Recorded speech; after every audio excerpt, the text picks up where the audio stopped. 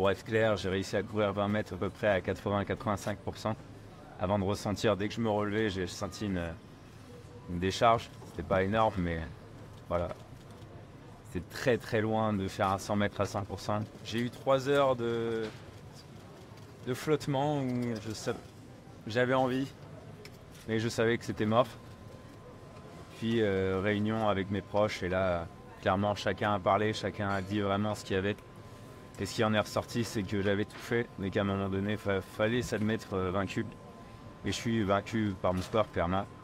Quand même un petit sentiment de fierté d'avoir fait une rééducation qui a duré 3 semaines et qui a donné les résultats d'à peu près 2 mois dans ce genre de blessure. Donc non, j'ai bossé comme un taré pour en arriver là, mais c'est pas suffisant. Vibrer parce qu'il y a une belle foule dans le Stade de France, c'est incroyable.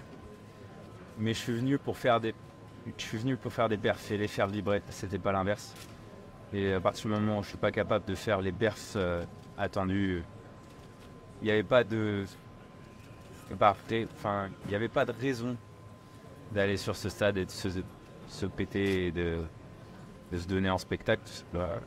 Ce qui prédomine là depuis que j'ai annoncé, et ça allait très vite, et j'ai jamais eu autant de caméras, même quand je faisais des médailles, c'est assez bizarre d'ailleurs.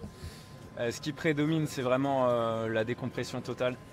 Ça fait du bien, ça fait 25 jours que je fais cette rééducation où j'ai fait beaucoup trop d'heures d'entraînement pour essayer de faire en sorte que mon corps soit là, même un peu fatigué.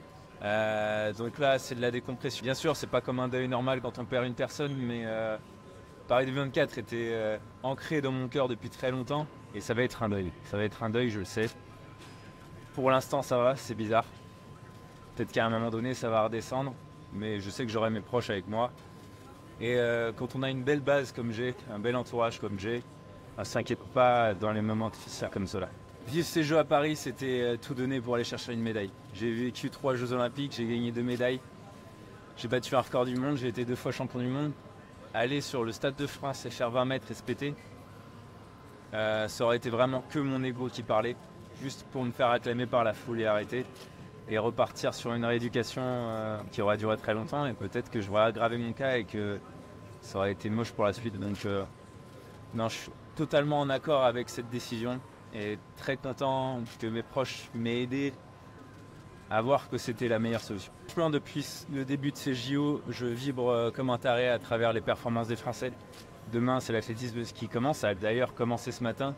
Et petit big up à Aurélien Kinin qui vient d'avoir une fille à 2h du matin et qui a fait 9e à 8h du matin à la marche, donc c'était incroyable.